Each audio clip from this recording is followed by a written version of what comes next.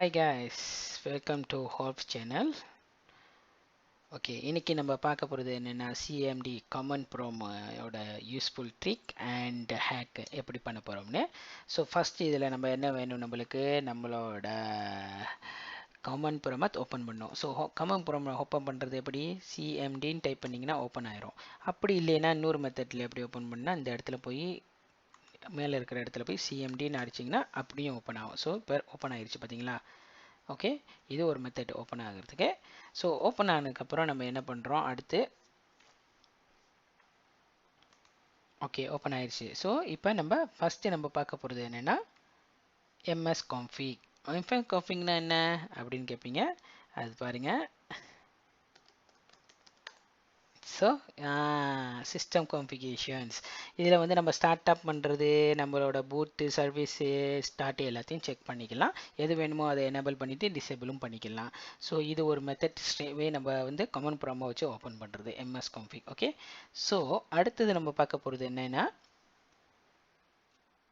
On screen keyboard எப்படி வர வைக்கிறது. ஸோ ஆன் ஸ்க்ரீன் கீபோர்ட் ரொம்ப யூஸ்ஃபுல்லானது.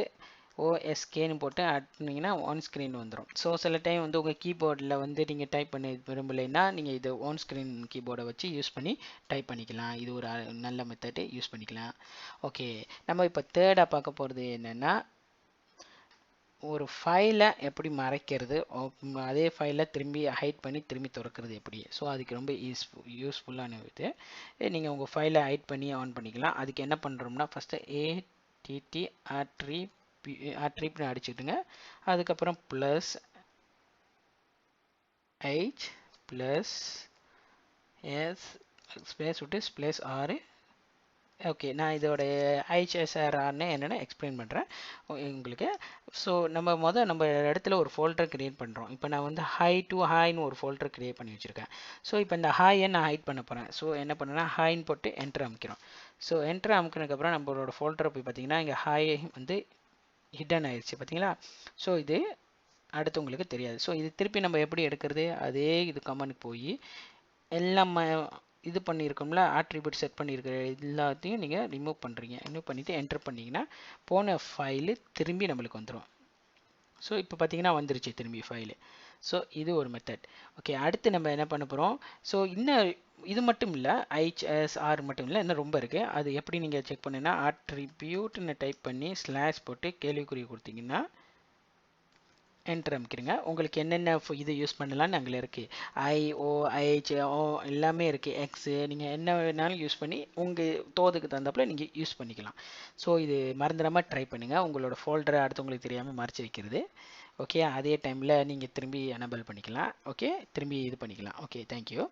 ஸோ அடுத்து நம்ம பார்க்க போகிறது என்னென்னா கலர். ஸோ இது கலர் எப்படி சேஞ்ச் பண்ணுறது அப்படின்ட்டு பார்க்க போகிறோம்.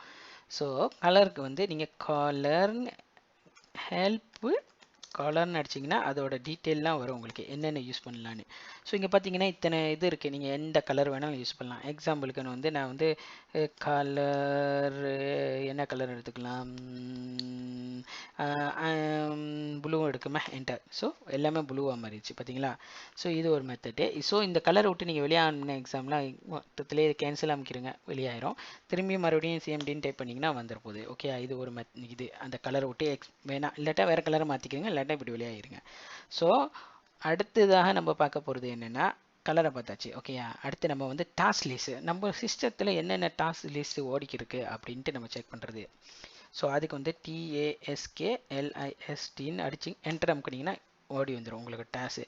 ஸோ உள்ளது வந்து டாஸ்க் லீஸ், அதோட என்னென்ன டாஸ்க் லீஸோட நேம் இது PID. ஓகேயா, ஸோ இப்போ வந்து இதான் வந்து டாஸ்க் லீஸை வந்து ஹோலாக நம்ம செக் பண்ணுறது. ஓகே, அடுத்து வந்து இந்த டாஸ்க் லீஸை பார்த்துட்டோம். ஸோ எதுக்காண்டி பார்க்குறோம், ஏதோ ஒன்று நம்மளுக்கு வேணாம் கில் பண்ணணும்னு யோசிக்கிறோம். ஸோ அது டாஸ்க் கில்னு ஒரு ஆப்ஷன் இருக்குது. ஸோ டாஸ்க் கில்னா அதே மாதிரி TASKKILLன்னு போட்டு -PID அப்படின்னு போட்டுட்டு எந்த டாஸ்க் நீங்கள் கில் பண்ண விரும்புறீங்களோ அந்த டாஸ்க் எடுத்து இந்த இடத்துல போட்டிங்கன்ட்டு என்ட்ரு அமுக்கினீங்கன்னா அந்த ஸ்பெசிஃபிக் டாஸ்க் வந்து கில் ஆயிரும். ஓகே, ஸோ இது ஒரு மெத்தட்.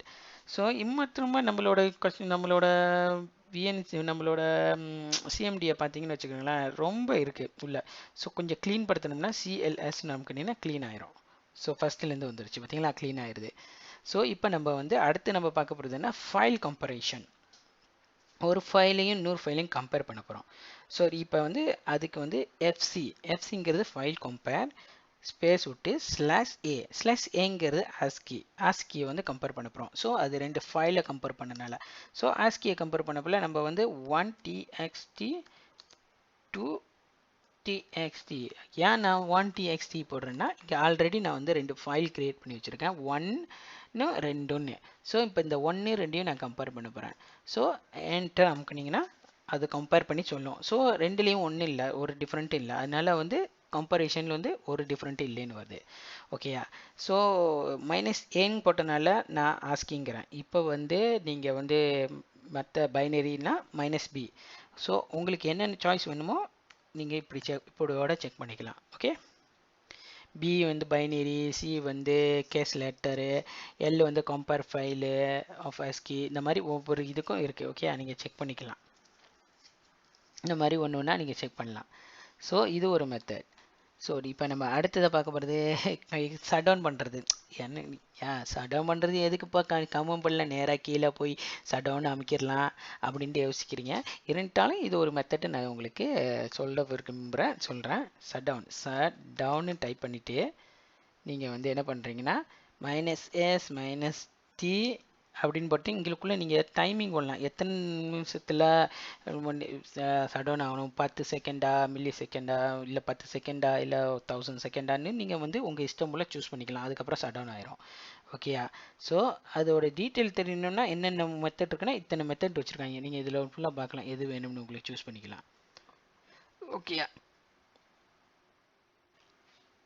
ஸோ இங்கே பார்த்துறீங்களா எத்தனை மெத்தட் கொடுத்துருக்காங்கன்னு. இத்தனை மெத்தடு நீங்கள் யூஸ் பண்ணலாம். ஷட் டவுனு அப்புறமேட்டுக்கு எஸ்ஜி இருக்குது. அப்போ நீங்கள் லெட்ரு சொல்லணும்னா சொல்லிக்கலாம், கமெண்ட் பண்ணுறதுக்கு ஏன் ரீசன்னு ஷட் டவுன் பண்ணுறோம் அப்படின்ட்டு. இது ரொம்ப யூஸ்ஃபுல்லான, சும்மா நீங்கள் உங்களோட ஃபன் டைம் மாதிரி வச்சு யூஸ் பண்ணிக்கிறீங்க. இல்லாட்டா ஷட் டவுன் நேராக கீழே போய் ஷட் டவுன் பண்ணிக்கிறீங்க. ஸோ இது ஒரு மெத்தட்.